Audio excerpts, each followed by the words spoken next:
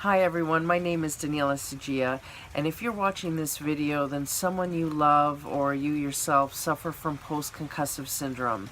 And this is something I've been living with for the last 7 years. And it's nighttime lighting. I wanted it to be soothing on your eyes because this is going to be very, very long. And watching a screen for a long time with post-concussive syndrome is not an easy task. So I decided to film this at nighttime as an example of the kind of thing you need when you have post-concussive syndrome. So the lessons are going to start right now. You're going to hear rain in the background. I brought this out on the porch because it's a beautiful, gentle rain, and I thought, this is exactly the environment you need right now. So I thought you'd enjoy it with me. And I'm going to take my time tonight. I've got like 5 pages of notes here that I'm going to share with you on everything I've learned through my entire journey, which was not an easy one, I'll tell you. Like I said, 7 years in, and I'm still experiencing symptoms, but I'm thriving. So I'm here to tell you, first of all, that it does get better, and there are coping strategies, and there are skills and tricks, and I'm going to teach you each and every one that I've learned. I've been taking my time compiling these notes, so please forgive me if I look down. But I want to make sure that by the time you're done this webinar, you have a list of things and resources and stuff to try. And the vast majority of what I tell you today is not going to cost you 1 penny. Most of this stuff you can DIY yourself, including your own physiotherapy. So I'm going to share everything I've learned. We're going to dig in right now. All the tips and tricks are peppered throughout my journey because some stuff applies earlier than later. So I would suggest making yourself comfortable, getting a warm drink maybe, and lots of paper, not just a piece of paper, lots of paper and a pen, and start taking notes. And if you're not the one suffering brain injury but a loved one does, I would urge you to watch this entire video and take copious notes for them. But more than just arming them with what to do, this arms you with an empathy of what they're experiencing, because it's not just the headache. There's a lot more to post-concussive syndrome than just the physical symptoms. It's the fact that we look the same, we sound the same, but we don't feel like the same person. And that's probably the hardest adjustment for family and friends to understand. So I'm going to talk about how this injury impacts relationships, so that as an ally, you can understand and not fall into some of the misunderstandings that happen with this injury. So let's get started. When I was at the top of my game, I wasn't, but I thought I was at the top of my game when I was injured. So I was doing live art, dinner theater productions, which were really snazzy, and I was working at a job that was entry level, but I'd been doing it for years, and I loved it, and I felt like the queen bee in that place. And I probably should have been more ambitious and have risen a little bit, by the time I was injured, because I was doing the same job for a long time. But I loved it so much. I don't know why, I didn't see much more for myself than that. Which is strange, because here's inspiration number 1.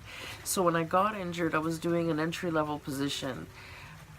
But after my injury, and that was with a healthy brain and full health, but after my brain injury, where I was lesser than, at least I thought, my career took off. And now I'm literally a leader of industry. And that happened with my little banged up head. So it does get better. And don't think because you're looking at me now and I seem healthy and maybe a little bit vibrant. When I was first injured, I did not look like this, I'll tell you. I was hunched over a cane. I could barely keep my eyes open. I was slow. I was slurring. My 80-year-old grandmother moved faster than I did.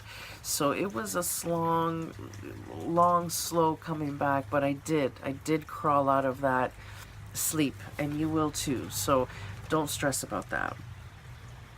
And I wish, the thing is, you get hurt, and most people with concussion recover really quickly. So the doctors will tell you, you go back to work, get back to your old life, whatever, because most people recover. But for the people that have post-concussive syndrome, which is such a small minority, that then there's this isolation when we try to go back to our old life and it doesn't fit. And no matter what you do, everything that you used to do before, you either don't like or you can't handle or whatever, and then you keep trying and trying, and there was no one there to tell me that this was normal. You know, when I was speaking to the doctors, they were, I don't know what to tell you, you know what I mean? They seemed dumbfounded. But then when I would research blogs from people that had post-concussive syndrome, they would say, I don't feel the same. I feel like a different person. And so how is it that all these sufferers felt the same thing, but the doctors had never heard of it before? You know what I mean? So I started to realize that, you know what? I'm on my own here. I've got to figure this out on my own, because there is no manual for how to live with post-concussive syndrome, because the doctors aren't sure you have it. The ones that do will only verify how terrible you feel, but can't tell you what to do to feel better. So I was on my own. And I spent a small fortune on every kind of healer and modality and supplement, you name it, I tried it. And the thing that is the kicker is the stuff that ended up working the best for me, because there is stuff that works. The stuff that worked the best for me was free, or stuff that I could DIY myself. What a piss off. I spent so much money. So now my hope is to give you that, what I didn't have, that manual for how to thrive with a post-concussive syndrome, to explain what's happening to you, the coping skills, the mechanisms, and those DIY tricks that just make things affordable and easier to live with. And the change in perception that changed it all for me. And that came from a neurosurgeon, Dr. Schachter in Toronto. So we're going to dig into all of that stuff. And I wish I had like a fancy story, you know, I saved a family from a fire and that's how I hit my head, but no. I had to pee and I tripped on a carpet and fell face first into a staircase at work. And at first I was incoherent and my speech was slurry or whatever, but by the time a doctor got to me to give me stitches, I needed stitches on my, I wonder if you could see my scar. Can you see my scar? By the time I got the stitches in my eyebrow, I was speaking again. So he thought, you know, you're fine. Go back to work tomorrow. You're okay. And then this headache came. And then I was slurring again and losing my balance. And my eyes would start stinging like I had shampoo in my eyes. And I was an emotional wreck where I wasn't before. And I didn't know what was happening to me. And it was horrendous. Absolutely horrendous. And you know, after all these years and the coping and the whatever and the getting past stuff, I had to create a whole new life, because my old life just didn't suit the new me. And it was hard for me to get to the place of willingly wanting to do that. But it turns out that the brain injury Daniela is a far better person than the pre-injury Daniela. I'm calmer. I've healed a lot of personal wounds. I've grown spiritually. I really have a deep present moment awareness. It's very highly attuned. You know, that in itself brings a lot of peace. So I was a chicken with my head cut off before. So this injury in a way made me a better person. And I love my life now so much that I don't look back at my injury as a tragedy anymore. It's actually a moment of transcendence for me. I'm actually grateful for it, for what it brought to my life, which I know sounds crazy, but it's true. So let's talk about the getting back to your old life. There were certain things, like the foods I used to like before, I didn't like anymore. I used to like really decadent, chocolatey, caramelly things, you know, and now it's lemon cranberry and creme brulee, which I never touched before, you know, so my palate changed, and nobody knew how to explain that to me.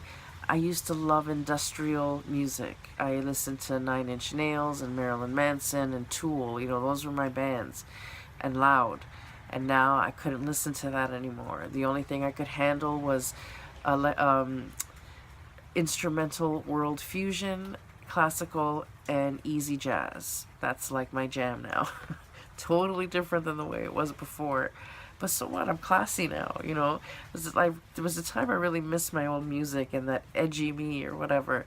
And now, I don't know, so I'm classy, big deal. My brain injury knocked some class into me. Superstores. There was another one. Superstores. I used to shop at superstores because you could buy like from 50 cereals. Who doesn't want to choose from 50 cereals? And I found it really overwhelming because, man, cereal boxes are so colorful. I actually remember one of the first times I was able to go grocery shopping again. So I went back to my superstore and I pulled up to the cereal aisle and it was like overwhelmed. And there were so many to choose from, I started to cry. I was a hot mess. After my concussion, I was a hot mess. So my father-in-law was with me and what to think. So he pulled me out and we started ordering groceries online for a while. So that worked. But, you know, then when I started to get better and I started to get out again, I realized, okay, I still don't like the superstore. It's still too much for me. The lights are bright. The sound, like I'm really sensitive now to the sound of electricity, believe it or not. So certain freezers bug me, or there's like this one lamp they have in the store that makes me nuts. So I just couldn't handle the superstore anymore. So that became an addiction to farmers markets and little markets. I'll go to a butcher, I'll go to a fruit market instead of the big grocery store, you know. So those were little things that I did that, you know, instead of forcing myself to go to the store I hated every week, you know, you compensate with other better things like the online ordering or little markets, you know, and you start to make those shifts. And as you start to replace the stuff that's hard for you to do with something that's just a little easier, well, suddenly your quality of life changes. Because now you've changed to food you like, you've changed to music you like, you've changed to stores you can handle. So now things aren't so overwhelming and stressful anymore, right? So that was a huge coping skill. And then learning things like to control my emotions. So here's a trick I learned from actually the biggest jerk neurologist I've ever met in my life. But he told me one thing, one redeeming quality. And he said to me that when you're feeling negative or angry or frustrated, any kind of like intense, you know, whatever, that's not great, your brain releases peptides and it floods your body, and then you're hyper aware to pain. So not only could it trigger post-concussive symptoms like your headaches or whatever, but if you have a sore knee, you're feeling your knee more, you know, so suddenly you're all over feeling unwell. Well, I also learned very quickly from experience that the opposite of that was true as well. That if I was too happy or too excited or too animated, I laughed too hard, you know, that could trigger symptoms. So I had to learn an emotional equilibrium. So you kind of imagine your emotions as a pendulum, and you try and keep it here as much as possible. So even getting too excited could be rough on you. So just keep that in mind. And then the hard lessons was like the losing of my balance. You know, my one neurologist made me feel like I was crazy for saying that I was wobbly. But then an ear, nose, and throat specialist shot all this water in my ear and did this test, made me feel like I was out of body. It was insane. And I had motion sickness for 3 days after that.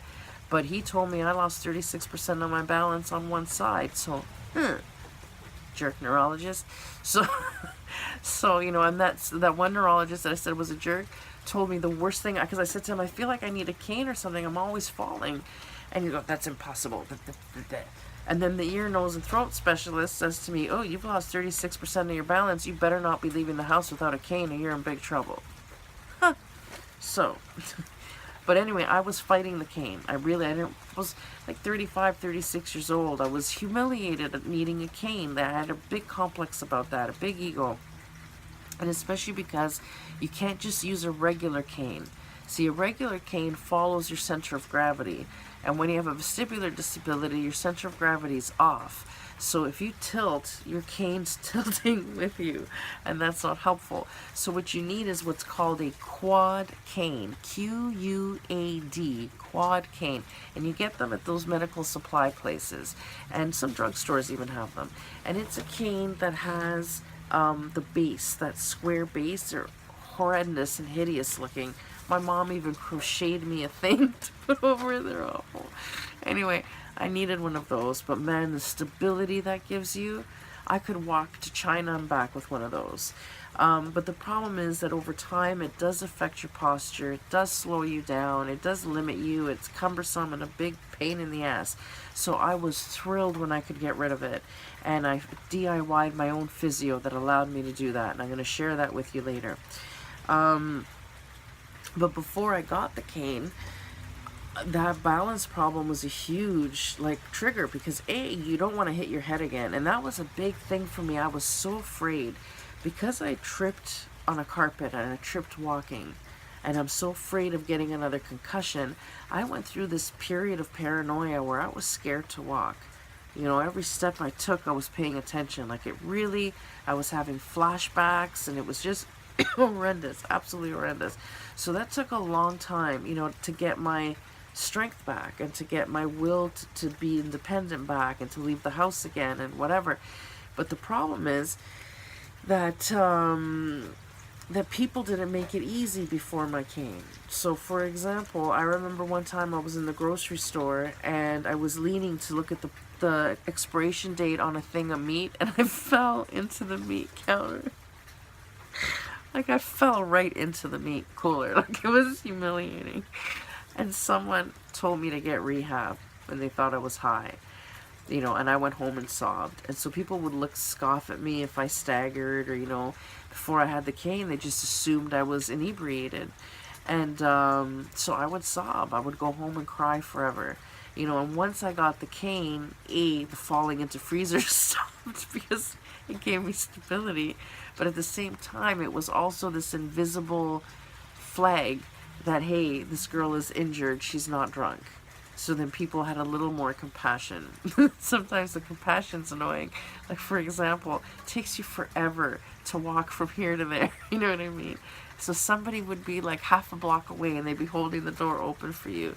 And now you're trying to rush. You know what I mean? And then sometimes the way they hold the door open for you is actually more cumbersome than if you opened it yourself, and it would have just been easier if they left you alone. But you can't say that because they're trying to help. You know what I mean? And they're saying, oh, don't rush, don't feel I'll be I'm going to take forever to get there. You just leave the door, I'll get it, I'm fine. Oh no, you take your time. And it's I'm not going to take my time, assholes. Oh, it's so frustrating. It's so frustrating because the jerks are jerks and the people being nice are jerks. And it's just really hard. And buffets, don't even bother going to a buffet. Don't even. So, buffets are hell. I can go to buffets now. It was such a victory. I could go back to a buffet. But if the restaurant, the lighting really affects you, So if the lighting is dim, you're screwed. You're going to lose your balance. And you should know this, by the way. Always have lights on in the house when you have a vestibular disability. Walking to the bathroom in the dark, stupid move. Because walking in the dark is not easy. When it's humid out, or when you've been in the shower and there's been a lot of humidity, very dangerous. You lose your balance and you'll have a hard time. When you're walking and somebody walks past you very quickly, that'll knock you right on your ass. A bus, sometimes a car or a bus will drive past and you'll feel that, whatever it's called, that will make you fall. So all these little things, getting up from a chair from the toilet, that's where you lose your balance, when you get up from a seated position. So these are all the things that once you realize these little tweaks, then you can be careful. So when you're getting up from the bathroom, have something to hang on to. You know what I mean? When you're when you're at a meat counter, don't lean to look at the price of something. You lift it up and look. These are all the things you learn to keep from embarrassing yourself. And try and have a good sense of humor. I did not have a good sense of humor. Every time I fell or whatever, someone misunderstood, or you know, was frustrated with me, I would go home and weep, you know, and that didn't help the situation either. And crying's the worst thing you can do. If you cry, you're gonna get a headache. That was my deal. Even if I cried at a commercial, I would get a headache. So I had to like not watch emotional movies. You know what I mean? I had to be really careful. Couldn't be too funny either, you know what I mean? It was rough. Not that I had the attention span to watch a movie for a couple of years anyway, but that's the way it is. And another thing is work not believing you. You know, I sitting in front of a computer staring at a screen would make my eyes hurt, and they would sting and they'd water like crazy. The chair hurt my neck. You know, I was constantly putting ice packs on my head. I was off work for 9 months. For 9 months I stayed in bed. I had a headache for 9 solid months with no break. No medication. That was Buddha training, let me tell you. And when you're in that kind of pain, the worst thing you can do, again, is to wallow in the negativity. When is this going to end? Oh my God, when is it going to end? I just want it to end. Why is this happening to me? That's the worst thing you can do. What you want to do is present moment awareness. That is when you just breathe through the moment, and this is the only moment that matters. And when you can hang on to that, then you know you're not going to think about other things when you're in that much pain. But try not to think at all, and then just breathe. And I survived on, for the first 9 months, I survived on ice packs and breathing exercises. That was my jam. And it worked. It got me through it, 9 months. And then I had a break in the headache for like a couple hours. And then it came back. But then eventually, you know, the headaches turned to just 2 or 3 times a week that were debilitating. I was in pain every other day, but I was still being able to do things. But 2 to 3 days a week I'd be a write-off. But then a bit at a time, you know, I got better, I got stronger, and now my headaches 7 years later are about, I don't know, once or twice a month maybe I get a headache, so it's not so bad, you know. And I remember meeting somebody. I was at a coffee shop, and someone came up to me and said, "You have a brain injury." And I said, "How do you know?" And he says, "You could just tell, you know." He goes, I had one about 15 years ago.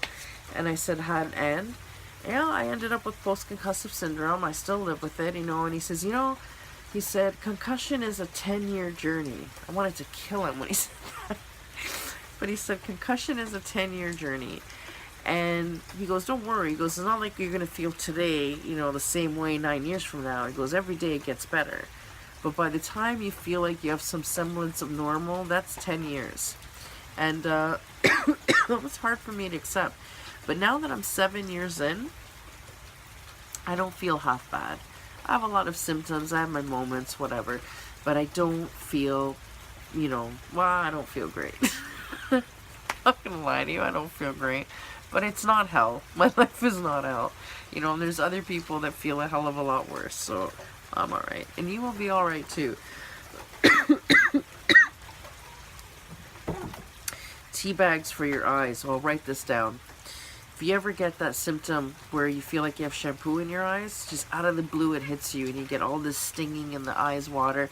In the beginning when you have your concussion, you'll have that a lot. I had it like every 20 minutes. It does get better over time, but it still happens to me if I'm tired, if I haven't slept, or if I've been staring at a screen too long. And as soon as you have that, if you wet 2 tea bags and put them on your eyes, it's instant relief. So write that down somewhere. Limitations of physiotherapy. So I went to see a physiotherapist who specialized in vestibular disability, and he was really great.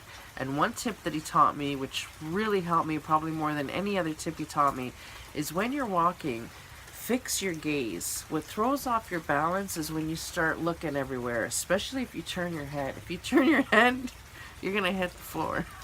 So it's really important to learn how to steady your gaze. And where you want to look is slightly down a few feet ahead of you. So a few feet ahead of you, but not on the floor, but just slightly above, like a couple of feet above the floor, you know, maybe knee level, but a few feet ahead of you. That's a really steady place to look. You can still peripherally see the ground, you know what I mean, but that will keep you very, very steady. It's turning your head that really messes with you. But anyway, physiotherapy was interesting, and it was all stuff that triggered your balance. One foot to the other, walking back and forth, all these pacing, different, stepping over things and whatever. But he said, your level of injury, like, I need to do this with you every day. Like, this once or twice a week your insurance is paying for it isn't going to cut it. So I'm sorry, and you've ran out of sessions. Thank you very much. And he also did acupuncture, which I actually did find really helpful. So if you can afford acupuncture, try it. It's amazing. But I couldn't afford that anymore either. So now what am I supposed to do? Well, I took exercises and I did them at home, and I started to learn, And one thing I learned about vestibular therapy is that, or vestibular period, is you memorize terrain. It's amazing the muscle memory we have. So you'll memorize the terrain of your home, of your neighborhood, of your work, anywhere that you hang out a lot. You'll memorize that terrain, and as soon as you memorize it and you have that muscle memory, there's no more vestibular therapy there, right? That part of your vestibular set. So the only way to keep upping that ante is to change the terrain of where you're walking. New sidewalks, new areas, new stores, new whatever. And you'll notice, because you won't feel as steady on your feet. When you're home, after a while, you'll forget you have a balance disability, because everything's memorized, and your muscle memory and your center of gravity is, really well attuned. So you'll think, wow, my balance is amazing. I'm doing great. And then you'll, walk in a different neighborhood or in your friend's house or something, and all of a sudden you're a disaster and you're knocking everything all over the place. So, and other ways of really challenging that is walking on gravel, on grass, on snow, right? On that sort of thing. Ice is hazardous. I wouldn't suggest, walking on ice. Be careful on ice, actually. But all of those things will challenge you. And when it works when you feel terrible after. My physiotherapist used to warn me, and he'd say, look, you're going to have really bad motion sickness after your physio. Don't curse me. That means it worked. And if you feel that you don't feel sick after physio, then you didn't work hard enough. So, anytime you're feeling that intense motion sickness that concussion sufferers or post-concussive syndrome sufferers know so very well, you're actually doing a good job for yourself. So you want to kind of try and trigger that as much as you can. And house cleaning is a really great way to do that. Like vacuuming, going back and forth every time. I'm sicker than a dog every time I vacuum. But again, it's good therapy. But you have to know the difference between pushing yourself to challenge that system or pushing yourself to the point of a setback. And it is such a fine line, And I remember I had two major setbacks. One was 2 weeks and one was over a month. And the one that triggered over a month was, I threw a party. It was a surprise party for a family member. And I was horrible for a month after. But another one, I'd cleaned 3/4 of my place and I only had the bathroom left. Like, not that big a deal. Like, to push myself just enough to clean the bathroom, not that big an effort. And yet, that was just enough to put me in bed for 2 weeks. So challenge yourself, but don't abuse yourself. And really, the only way to heal from concussion is rest, So you have to give yourself that rest. And when you're not well, there's this temptation, because the injury takes so much from you, that you're like, you're not going to rob me of my productivity today, concussion, but sometimes you have to let it and have that rest. And we'll give you a tip about that in a bit too. So, acupuncture, massage, amazing. Expensive, but amazing. But things that are free that you can learn that are also amazing is learning about pressure points, reflexology. It does work. And there's some pressure points, especially in the back of your head. That's right at the base of your skull where your neck starts, in that area there. And when you're really not well, if you put a lot of pressure in there, it's quite soothing. Learning about how to massage your scalp and your ears and things like that, also incredibly soothing. Ice, you're going to have like a gourmet collection of ice packs. Ice is your best friend. Cold is your best friend. Brain freeze. Oh, post-concussive headaches, they love brain freeze. You know, it's torture when you don't have a headache. But when you have one of those headaches and you suck back one of those ice smoothies, you know, and you get that brain freeze, it feels like a brain massage. So these are the kind of tips and trick. Like I said, the breathing, the tea bags for your eyes, all of those things help.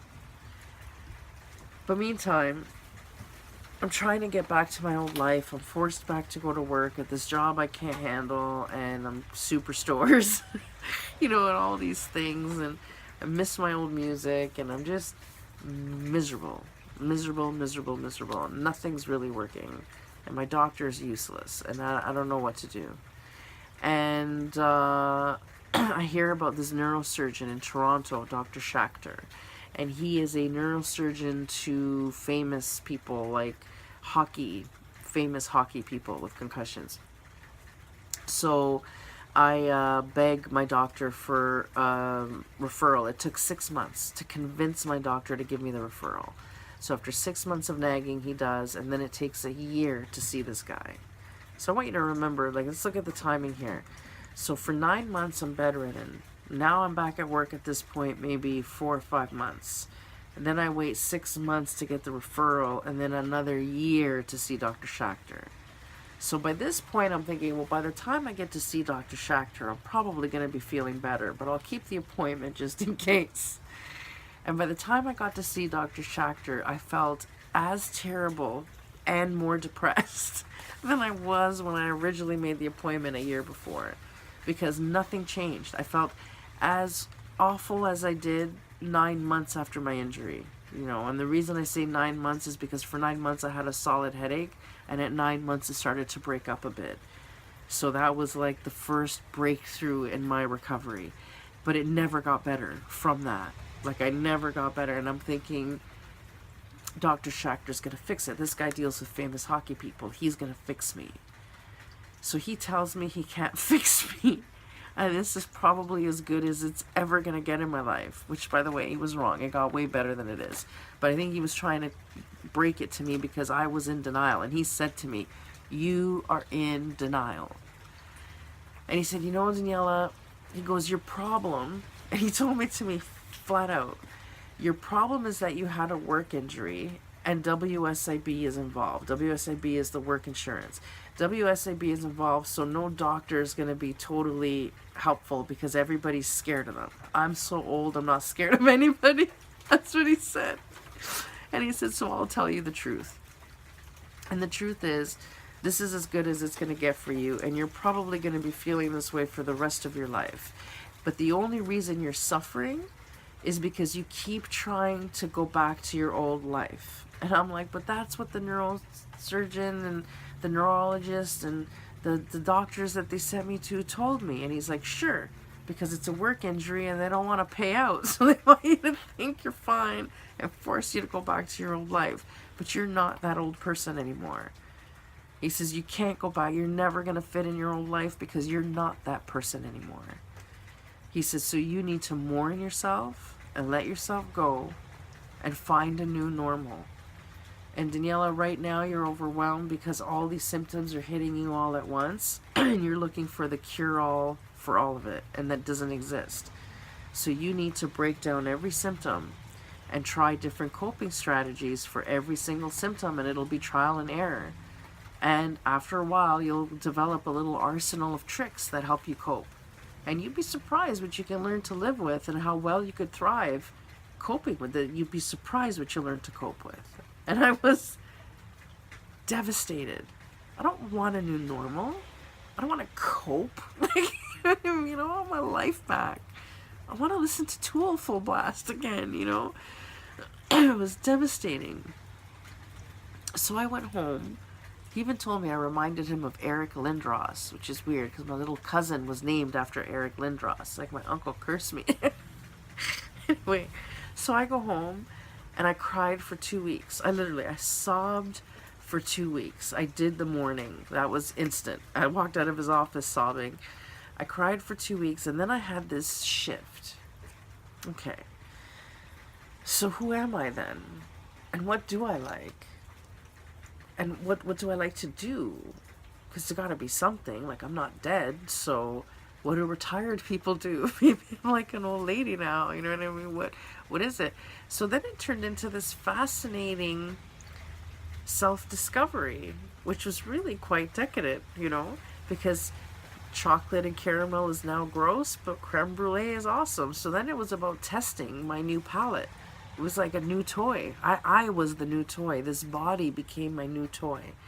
So where do I like to hang out? I don't like nightclubs anymore, but I like markets. You know what I mean? I don't like this, but I like that. And as soon as I gave away the over-identifying with the identity of a brain injury sufferer, you know, because what ends up happening is this bloody injury defines so much of you and takes up so much of your mental energy, and then you become the poster child for concussion, which is ironic given that I'm now the poster child for concussion, but whatever. So you kind of become the poster child for it, and everything is about your injury, whether you can manage with your injury, whether it's going to trigger your symptoms, whether whatever. So it's all about that. So then whenever you pick up a new hobby or whatever, instead of just saying, you know, oh, I like pottery now, it's more like I do pottery because I can't skydive anymore. I go to markets because I can't handle superstores anymore, you know. So you're always like referring to why you're doing this because you can't do that. And whenever you're in that energy, you're in a lot lesser than mode. And that's peptide releasing negativity, right? Which then makes you feel more pain. So it's really important to not own that brain injury identity sufferer thing too much, because then you get stuck in that. So try and build a life that is great regardless of doing this hobby because it doesn't trigger symptoms. Do the hobby because you enjoy the hobby. Let it be about the things about it you enjoy. I love gardening because it's physical, but it, you know, it triggers my vestibular system. It's good physiotherapy for that, but it's very peaceful. The microbes are good anti, you know, whatever. So it's healing for me. I like taking walks because I like taking walks, not because it's good for my vestibular system, you know what I mean? So you try and find the joy in this new life. And guess what? I love my new life. I don't feel like I'm, oh, I remember when I was young. You know, I mean, I have that because I was cool and I'm not so cool anymore. But I like, you know, jazz and classical, so I'm elegant now. Where I wasn't before. You know, so you try and just really love your new life. So like when I'm walking around my house now and I've got classical music in the background and whatever, I don't feel like, oh gee, I wish that was heavy metal. I don't. I'm really enjoying listening to this. You couldn't pay me like I used to do the dinner theater productions, lots of people and lights and whatever. You couldn't pay me to go to one of those right now. There's no bloody way. So why am I sitting here mourning something I couldn't handle anyway? I might as well sit here and enjoy the cafe that I like to hang out at, or whatever it is that I like to do now, and enjoy it, not just because I have to or because it's the only thing I can handle. No, because it's peaceful and it's restful and I enjoy it. And that's the energy you need to get into. And it was delicious. That dating myself, that rediscovering myself was fun, and it was pampering and delightful. And I really love being alone. You know, I really needed my own room. That was one thing, is I had to kick my husband out of my room. I couldn't handle sharing a bed with somebody. It was everything, you know, so hard to get decent sleep. And all you need is one person rolling over and now that's it. Sleep's done for the night. So I had to get rid of him. But it was all for the better. Everything was good. So again, cozy music, decadent food. Now be careful on the food. I gained 100 pounds after my concussion. 100 pounds in 1 year. I'm not even making that up. I gained 100 pounds in 1 year.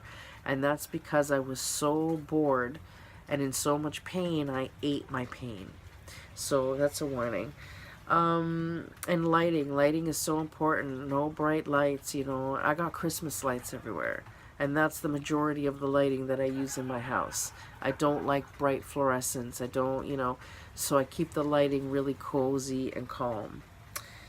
So for 9 months, I'm lying in bed with a headache, and then it starts to break. But I've been like out of commission for 9 months. I've been doing nothing but meditate for 9 months. So spiritually, that was rock solid. That was like Buddha training, being in that much pain in a dark room, for 9 months out of commission. But then after that, it started to break up, and I wanted to come back to life, but I was so atrophied in so many different ways. I needed to bring myself back. So I found standing really hard for more than a few minutes at a time. Like, I'm talking maybe 2 minutes. Felt like an eternity. And then a little more I did it, the more stamina I got. And one great way of therapizing myself was cooking. It challenged me because I wasn't using recipes. I was inventing my own recipes. So, and again, testing this new palette out. So for me, the choosing ingredients and going to get the ingredients, I mean, I was so bad shape, I'd get the ingredients Monday, not be able to cook till Wednesday because I needed Tuesday to recover from getting the ingredients. I was in that much bad shape. But I would start to think about recipes, how I was going to cook it. That engaged some stuff. Being on my feet to actually cook, I'd have to take lots of breaks. Sometimes I would like chop 3 mushrooms and go sit down, because you get that motion sickness standing up, right? So, and especially all the moving and whatever when you're cooking. So it was incredible therapy. And then the recall of what did I put in there again, so the memory and writing all of them down. And, soon enough, I had like 60 recipes. So I thought, I'm going to start to do a cookbook. And that's what I did. That's how I trained myself back on a computer, was putting all these recipes and typing them in and making this cookbook. And then I was going through such a depression also because, ow. And I started to think, okay, what are all the ways, because I've had a very traumatic life. So all the other times I've been through a major, tumult. How did I build myself back up? How did I rebuild my self-esteem or heal my depression or whatever?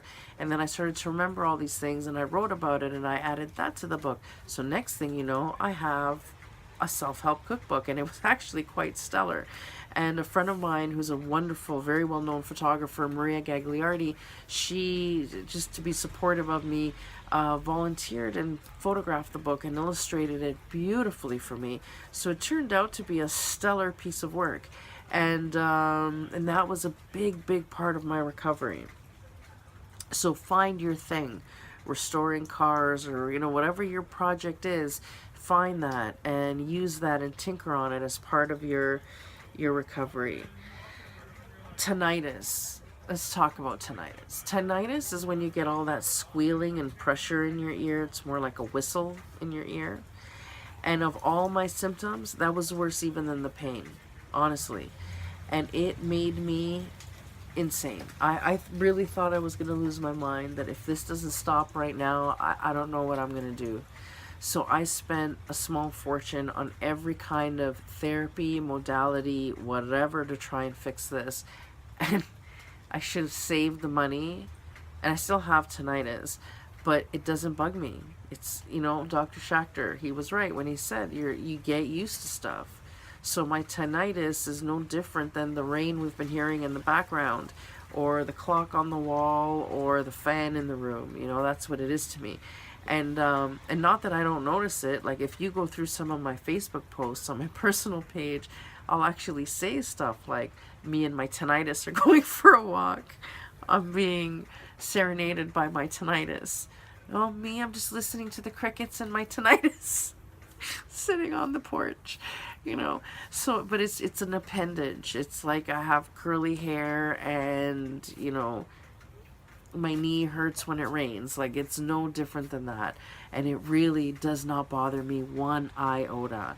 And if you knew how much it did, I was really, if I'm going to be really honest with you, I thought that tinnitus might make me kill myself. That is how insane that sound made me.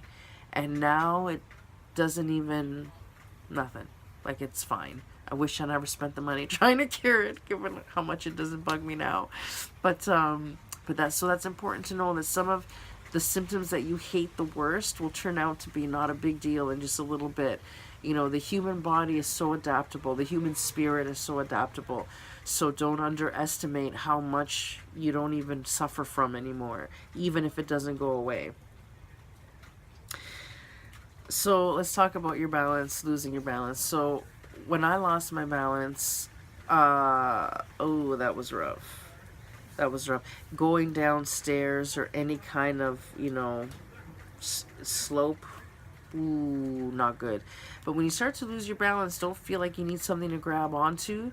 All you need is one finger. If you can put one finger on something, you will regain your equilibrium. So just one finger is all you need. And as a matter of fact, if you start to wobble, and teach your loved ones this, if you start to wobble, if they can put a finger on the back of your neck, that'll keep you from falling. Just one finger. The balance ENT guy taught me that. So one finger is all you need to regain your equilibrium. When you're going downstairs, a really good way to feel more secure, instead of walking and holding onto what's it called, a railing, put your body weight on the railing, and that'll help you feel way, way more secure. Go slow down the stairs. Going downhill anything is really, really difficult. Escalators are going to be your nightmare for the rest of your life. Elevators are only horrendous in the beginning. You'll get used to the elevator soon enough. But man, when I first had my right fresh, I was living on the 23rd floor, and I would cry at the thought of having to get into an elevator. It was torture. Going fast in a car, I can still feel that. I get very sensitive to speed. I don't like it at all. If you feel sick after your physio, then you know it worked. There's something about physiotherapy, because it's realigning your balance balls in your ears, was what I call them. And when you're sick after, you know it worked. So you want to try and push yourself to get that feeling, you know, without getting a setback. You don't want a setback, but you want to keep pushing yourself to get that feeling and to challenge yourself, you know. House cleaning's amazing for that. The best thing for physio, when you can't afford the physio anymore, like I couldn't, I ran out of sessions, is to walk as much as you can, but different terrains. Like I said, that muscle memory, you'll memorize things really quick. So once a walk doesn't challenge you anymore, it's time to walk somewhere else. So that you can always trigger. And you do things like walking back and forth, pacing, walking while turning your head, looking in different directions, walking while holding things. You know, these are all ways that you challenge yourself. When you are walking, holding things, especially in the beginning, hold things closer to your body than farther apart. If you're going to hold groceries or things like that, make sure you've got 2 bags that are equalish weight. Right? If you're only holding 1 bag, you're gonna topple. So try and like balance the weight that you're carrying, or hold things closer to your body. Those are all things that help you with your balance. You know, the medications I didn't take because the symptoms where the side effects were so bad and the impacts on your organs over time were so bad. I just thought I would suffer without the medication, and I'm glad I did, because I'm faring pretty well without it. You know, but avoid the setback. I mentioned that I think earlier, that for a month I ended up back in bed because I pushed myself too hard. So, and every once in a while I do that to myself. So be mindful of that. And, you know, I said about learning to love your new life and not hating these changes that you have to do. It's okay. You know, the new Daniela, like I said, is a much better person than the old Daniela. So this, if you let this can turn you into a far more peaceful individual. Especially because, look, you've got to learn emotional equilibrium, like I said to you earlier. You have to learn present moment awareness. You know, all these things everybody should learn anyway. You know what I mean? This just kind of forces that transcendence.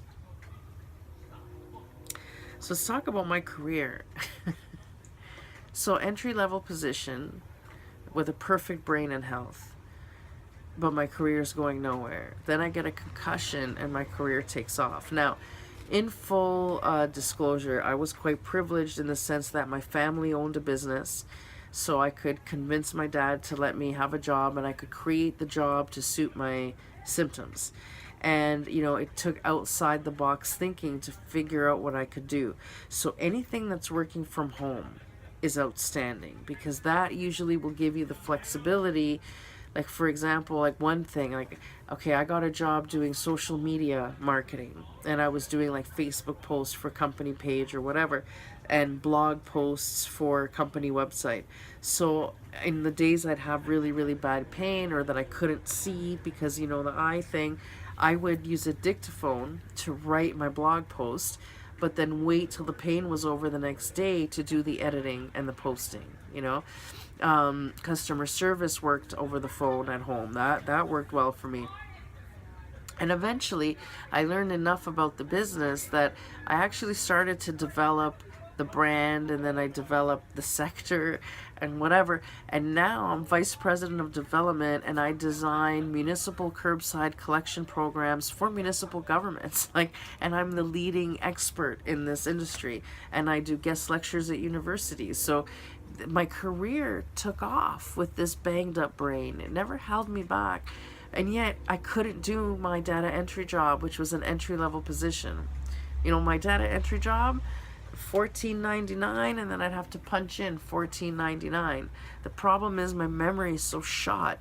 By the time I look at $14.99 and look up to type it in, I forgot it. So I can't do this entry level job, but I can develop an entire industry.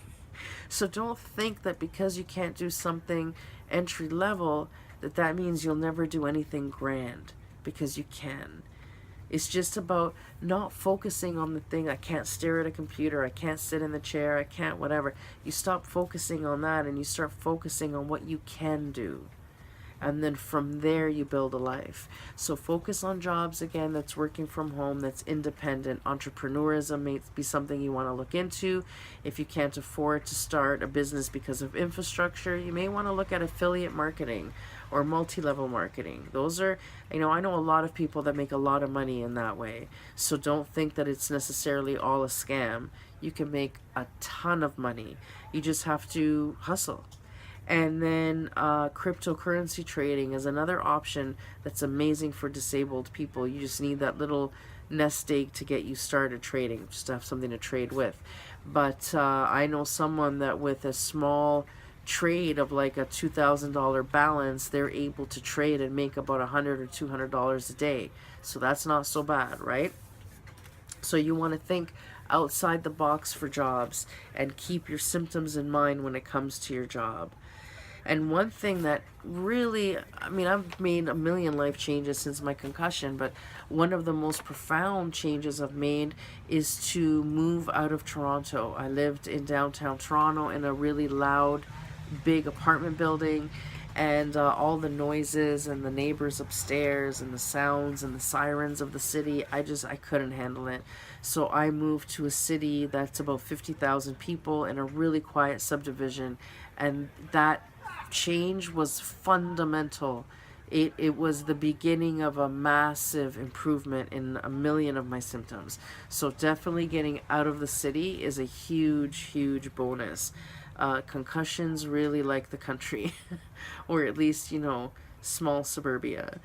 And for everything that this injury is going to take from you, it will give you something in return. Like I said, you'll replace things that you don't like anymore with new likes. Like I said, I can't do data entry, but I can develop a whole industry. You know what I'm saying? So don't focus on what this is taking from you. Make space for room, make the room for what this could bring to you into your life. And keeping that your vibration elevated. Gratitude practices are essential. It's so easy to be victimized and then resonate in this victim mentality that the world just screwed you with this injury, which, maybe it did. But when you can focus on the good that's left, the people that are supporting you, the whatever that worked, the vitamin that's making you feel better or whatever, keep focusing on that gratitude, because that really is uplifting, and that uplifting feeling does affect your health. It honesty, it does. It's that whole peptide thing again, right? So gratitude kills peptides. So just kind of try and think of it that way. One of the big important things is self-care. Self-care becomes a primary thing to consider, that you go to sleep at the right time, that you rest when you feel like you need to rest, that you eat really well. You want to Google brain food, food that's good for your brain, all those healthy fats, again, watch the weight. Like I said, I gained 100 pounds, but you want to get the healthy fats in you, and nutrition is essential. When I start eating a lot of processed foods, things like salami that have nitrates and stuff like that in it, I will get more headaches. If I eat too much dairy, I'll get more headaches. If I drink red wine, I'm finished. But I can totally handle a couple of glasses of white wine. So you learn what foods. And a really good thing to do is to have a headache journal. And what you do is every time you have a headache, think about what you did the day before or just before the headache. Did you move in a certain way? Did you eat a certain thing? And then you'll have to, every time I eat salami, I have a headache the next day. That's true for me. You know what I mean? Or whatever. Anytime I bend over, I get a headache. And that's true for me also. And then what I did for that is, for example, in my kitchen, I moved everything up to the waist level. So all my cupboards near the bottom are almost empty, or that's where I put stuff I don't use. And does that mean I have a cluttered counter now? Yep. Does that mean you see things like garbage bags on the counter instead of under the counter? Yep. And I don't care. That helps me. A cluttered counter helps me from having to bend over, and that could save me hours of agony. So do I care about my counter? You know what I mean? So, that's where you need to start shifting and changing and making those allowances. If there's certain tasks when you clean the house that you're usually a write-off after, you save those till the end. That's another little tip. Because otherwise you do them first and then you can't do anything else. So once you start learning what your limits are and what you can handle, then you can start scheduling accordingly. And that makes a big difference. And routines. You want lots of wonderful routines. That's so essential. So maybe that means you need to meditate every day, or take walks every day, or eat a certain way, or sleep a certain way. All of these things are amazing. Like one part of my routine daily now is essential oils, which, here's a funny story. So my sister-in-law is a midwife, doula, and she's, very holistic, granola, organic kind of woman. And here I am suffering this agony, and she's getting into essential oils. Says to me, well, you need peppermint. Peppermint's going to change your life. And I'm thinking, woman, have you not heard? Have you not seen what I've been through in these last 3 years? What a peppermint. I'm going to chew a piece of gum and feel better? Are you kidding me? So she sent me this package anyway. And man, I love peppermint. I use so much peppermint. She was right. Peppermint is amazing, and I use peppermint illegally, so I can't even tell you how I use it because 50A wouldn't like it. But and I only use, now I'm very picky. I'm a big oil snob because I've learned that a lot of oils are bought on the commodity farming market. That's where the majority of oil companies buy their stock. So they grow the kind of peppermint that grows in abundance, you know what I mean, whatever, and not necessarily the genus that has the most therapeutic properties. And also, if they're using pesticides, then you're getting that in a high concentration because essential oils can cross your skin. They absorb through your skin and they go through your bloodstream. So if you're going to use them, you have to use the best of the best, and that's not cheap. But here's the thing. So the company that makes the essential oils I use also makes supplements that I love. So I start taking this stuff, and I start using a lot of peppermint, a lot of lavender, and a lot of frankincense specifically for my pain. And now I'm on a big balsam fir kick. So anyway, so my family sees me using this stuff, and all of a sudden I'm getting better. Or I'd start to get a pain, and I'd bust out the peppermint, and now I'd last at work another 2 hours, where usually I'd be done within 20 minutes, So they're starting to see that I'm getting better and more vibrant, and they had this one supplement that resuscitated me. So I was just this massive transformation, and it happened quickly once I started using them. So then all my family, my neighbors, whatever, I want this stuff. Where do I get it? So now I've got literally 200 people on my team. Seriously. Because then I have people that sell it or whatever. So now I have a 200-person team member, and my commissions are like 3-4 times the amount I spend on this stuff. So if you find a supplement that works for you, sell enough to get it for free. And it usually doesn't mean you got to sell that much. Mine took off for some reason, but you know, it doesn't matter. Just sell enough to get it for free, and then now you can actually get the help you need without spending any money. And you know, some of these companies that sell these supplements are pretty stellar. So what I did was I came up with a whole training program. So anybody new that joins my team that wants to use the products but also want to sell the products, what I did was create a book that by the time they're done the workbook, they're ready to sell and they know everything they need to know, because essential oils comes with a huge learning curve. But I've condensed that. So within 1 or 2 weeks, people have a full-blown business and they're ready to roll. So that was something, again, I did. And when you have concussion, post-concussive syndrome, and you never know when you're going to feel like shit, you never know when you're going to have a setback, having that other source of income gives me that little bit extra security. So that's just a good tip for you to know too. Oh, and I'll make sure there's a link so that if you want to get hooked up or whatever, you can reach out to me and I'll get you all set up. Don't you worry. Okay.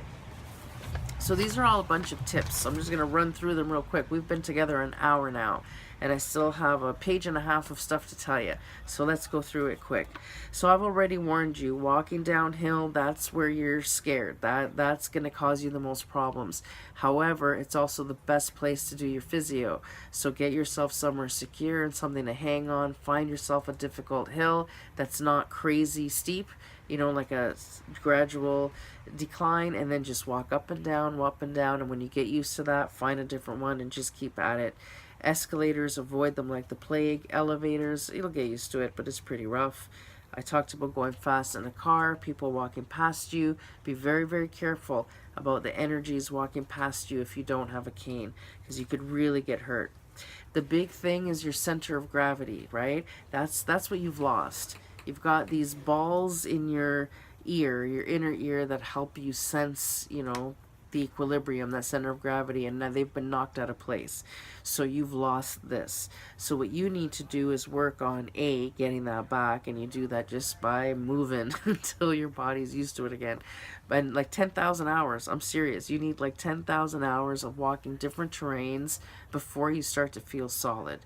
And you want to work on your core, you know, your core muscles. And what really, if I'm going to give credit to anything for curing me from needing a cane anymore, is my dog. So my friend is an animal rescue. She calls me in a panic saying, listen, I'm stuck with this Doberman. I've spent a fortune to save her, surgeries and the whole bit, and she's so badly behaved, I can't adopt her to anybody. She's already been fired by all my best foster people. Like, I don't know what to do. This dog is insane type deal. Doberman too, so like, you know, not fun. So, you know, I'm a sucker, so sure, bring her over. So I got this dog because I thought I needed the emotional support, and I was, you know, so sad and feeling like hell, so I thought she'd cheer me up. Well, it turns out that that dog is better than any physiotherapist ever.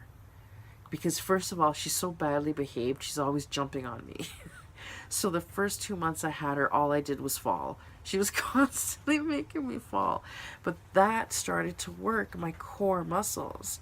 So then it became a challenge that if she bumped into me or jumped on me or whatever, that I could maintain my equilibrium. Well, guess what? It started to work. And, you know, I can't walk her on a leash because she's nuts and she goes crazy. So we always have to have a big yard to exercise her in. And her favorite thing is chasing this big red ball. So she'd always bug me to kick it. Now, who knew that kicking a ball is the best physiotherapy ever? At first, you know, every time I would kick the ball, I would lose my balance. So then I'd be like holding on to my cane to kick the ball. It was hell. And I would still lose my balance anyway. And then, you know, she'd bring the ball back and I'd kick it and bring it back. Now remember, just think about that action for a minute of kicking a ball. You're on one foot all of a sudden, and then you got to swing that other leg with intensity to get the ball to go.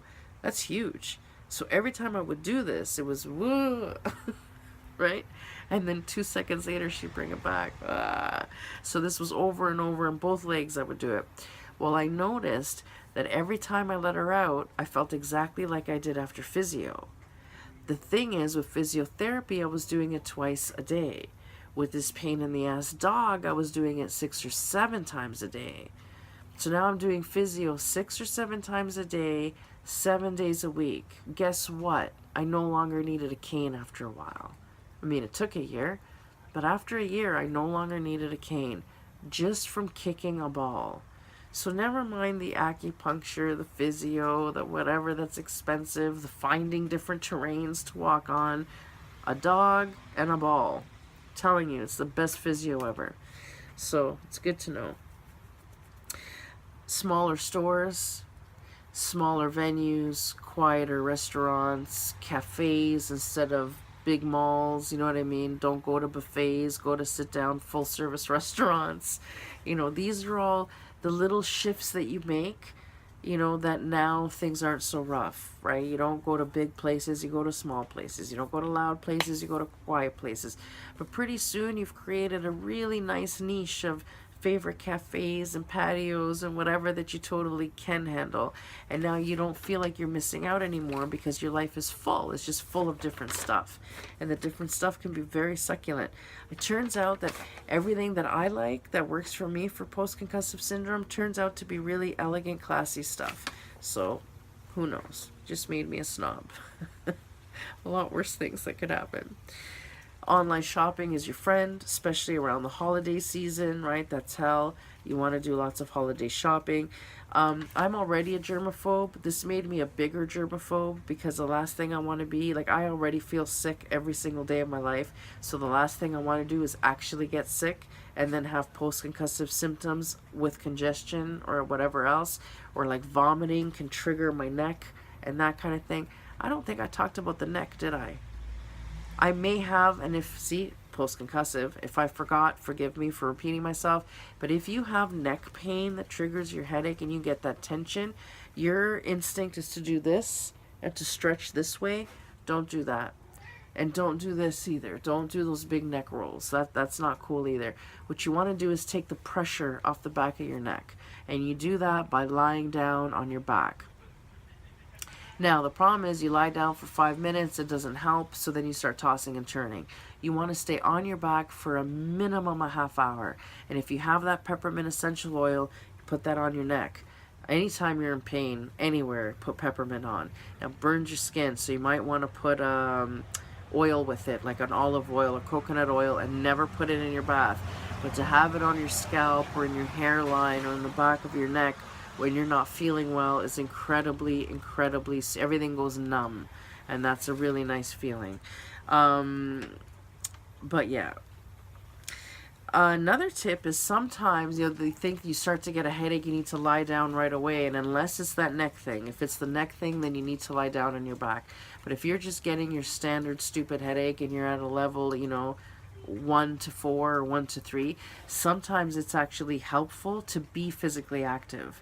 So sometimes on purpose, I'll take a walk or I'll go in the garden and do something because A, it's a distraction, but B, it gets your oxygen flowing, and you'd be surprised. Sometimes that can even keep a headache where it's at so it doesn't get any worse.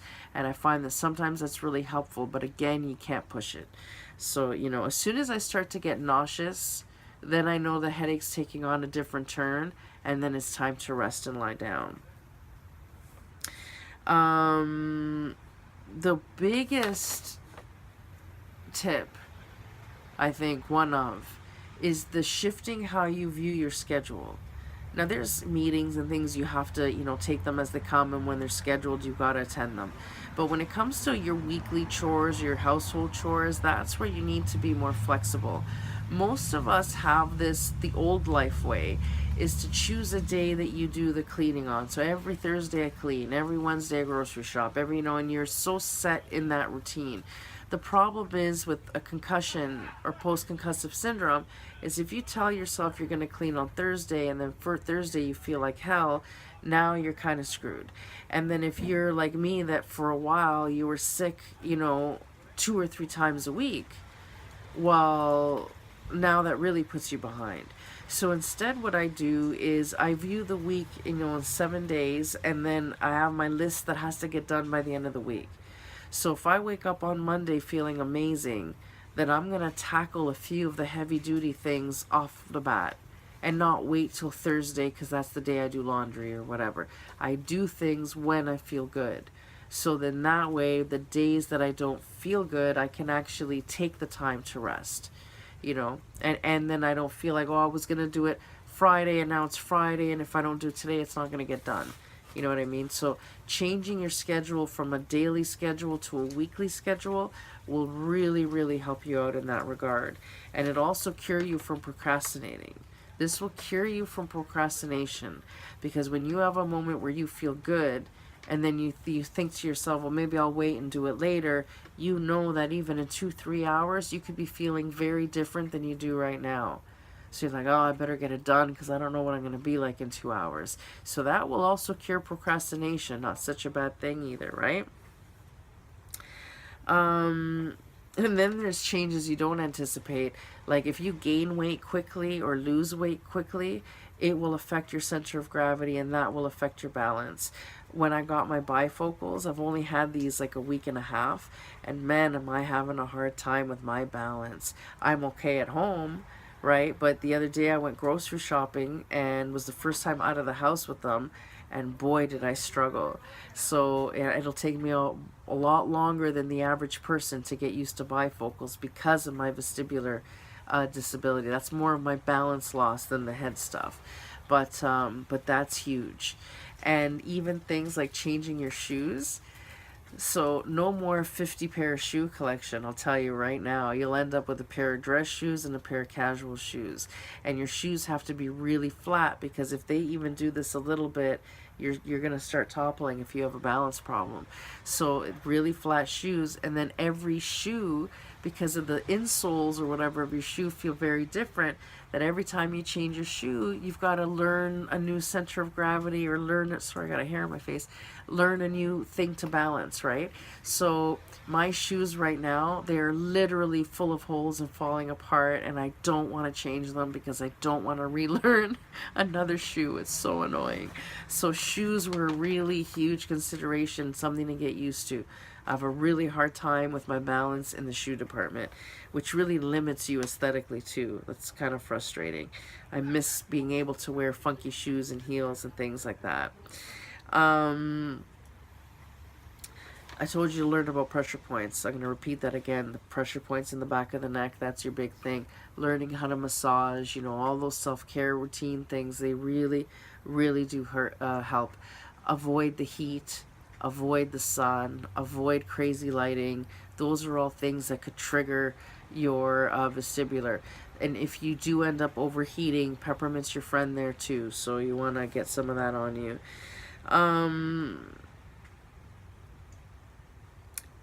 Hypnosis. So there's brain waves, right? So in alpha brainwave mode, that's me right now. I'm really engaged, I'm talking, I'm energized. That's alpha mode, that's energetic, synapses are going, and that's great, great, great. But the restorative brainwave is your theta brainwave. That's when you're in autopilot, driving, washing dishes, taking a shower, when you don't have to think about it. But it also happens when you're in prayer or meditation. And that is a very soothing, healing space. Now, when you're again in alpha mode, you're doing the thinking, you're doing the talking. But when you're in theta brainwave mode, it's very receptive. And that's why you'll get the big aha moments in the shower or while you're driving or whatever. So that's a really important thing to cultivate. And I use hypnosis like a religion. I use it a lot to deal with symptoms, to deal with cells healing, to deal with the anxieties or the emotional stuff. Hypnosis is amazing. And YouTube has a lot of free ones. So go crazy. Some of my favorites are Michael Seeley, Jason Stevenson, Jody Whiteley, The Honest Guys, Meditation Vacation. Those are some of my favorites. I'm sure there's a lot more. Sleep issues. Sleep issues are not fun. I have a lot of problems with sleep, hence me needing my own room. But you know, I'm at the point now that if I wake up in the middle of the night, I don't sit there and stare at the wall and toss and turn. I will force myself to get out of bed. I'll walk around the living room for a second. I'll get myself something to drink, you know, whatever. Distract myself for at least an hour and a half before I go back to bed. And if I do that and throw on a meditation CD, I will fall asleep. For your memory, you want to do things like write lists. I write lists about everything. Don't forget to call the dentist. Don't forget to call your mother. So every morning I give myself the list of stuff not to forget. Otherwise I forget. And you know, with your memory, a lot of it is just having a sense of humor. Like gardening. This year, for example, I planted turnips in a spot that I forgot I had planted hostas in. So the hostas came and choked out my turnips, you know. Ha ha, I forgot the hostas, you know, whatever. You just have a sense of humor because there's no point. It is what it is. You know, like I said, I can't do a menial $14.99 data entry job, but I can create an entire industry or affect an entire sector. So don't stress about, you know, what you can't do. Focus on what you can. If you have a work injury, get a lawyer. That's a tip I'd like to tell you because I didn't and it burned me. So make sure you get a lawyer. But I'm going to give you 2 more tips of advice that are a little bit risque. I acquired a medical marijuana license and I smoke cannabis. That I'd say of all the tips that I've given you today, cannabis has been a saving grace for me. It doesn't kill the headache at all, but what it does do is it takes away the emotional angst around being in pain for an extended period. So it will relax me, and especially around the neck, you know, all that stuff. It's very soothing, it's very relaxing. In the middle of the night when I'm up all night and I can't sleep, you know, it helps me sleep. And I find that edibles, I don't like them personally for me. They may be great for you, but I don't like the way I feel on them.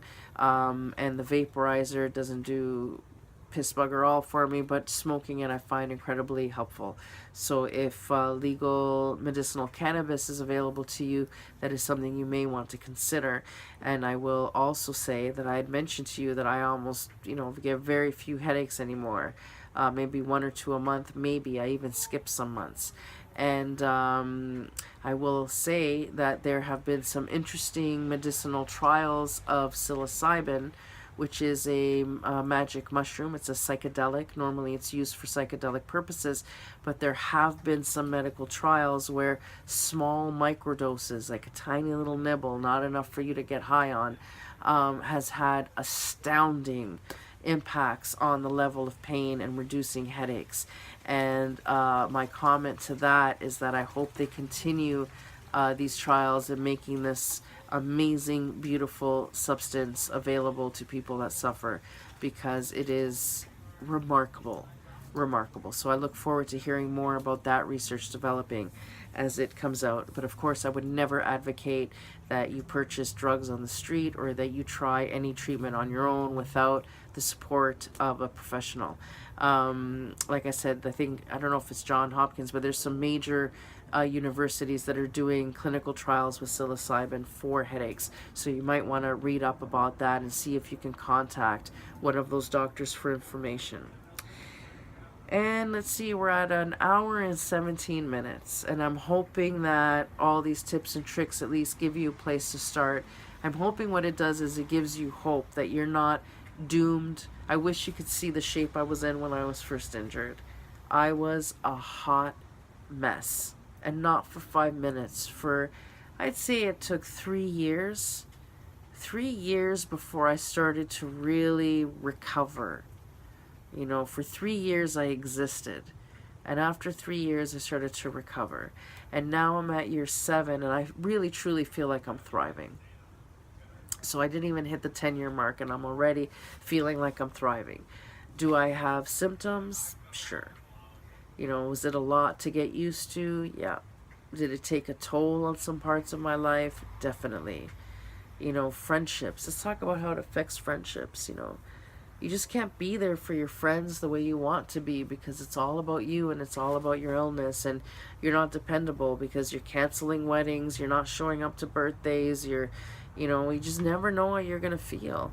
And then there's the thing that you almost seem like a workaholic because your energy level is so depleted, you're so exhausted all the time, all the time. Even on a good day, you're tired. That when you do have an ounce of energy left, you need to put it to work because you need to make money because your, you know, productivity is stagnated. So it really takes a toll on your personal relationships because after a while your friends start to think you don't care, or they get tired of the my head hurts story. You know what I mean? It gets old. You get miserable and that gets old. So, you know, for those of you that have loved ones with post-concussive syndrome, I would say don't take it personal. Don't take it personal when they don't show up. They don't show up not because they don't care, but because they feel like shit, you know? And sometimes it takes making that announcement to your family to say, hey, listen, I have post-concussive syndrome. Stop asking me how I'm feeling because it's always going to feel terrible. You know what I mean? Just assume I have a headache and stop asking me to do shit. You know, sometimes you have to put that boundary up just for your own sake, your own protection, and don't be afraid to have those honest conversations. And then you're going to lose a few people, but then you'll keep the ones that count, you know, and the new ones will come into your life that get it. And that's worth pursuing too. So have faith that things do get better. And if you're looking for a sacred container, you know, a space to be accountable, to be positive, to learn 1,000,001 coping strategies and ways to uplift your life. Part of a group, we have 14 professionals that have created this group together. We have a psychologist, a nurse practitioner, herbalist, yoga instructor, all sorts of people. 14 professionals, business experts, and they're all pooling their collective knowledge and wisdom to create a space. Now, this space here is for women only, and it's not limited to concussion sufferers. It's literally anybody that's looking to find some more purpose, magic, wellness, peace, and friendship and bonding in their life. And it's a sacred container to hold people through whatever transition they're going through. And it's a membership group, very intimate. If this is something that you're interested in, I'll make sure the link is again somewhere, and you'll find your community there, and together with these wonderful professional women and all these great members, you'll find your tribe, you know, your space to be held and understood and witnessed, and teach you all the ways to find that new joy again, to find the new hobbies you can handle, the new passions, the new whatever, that don't feel like a lesser than. I love my new life. I love my new life. I don't want to look back. I love my life now and where it's going. And you'll love it too. You'll get there. And hopefully today everything I taught you will give you a head start. Have a great day, everybody. I wish you abundant, abundant wellness.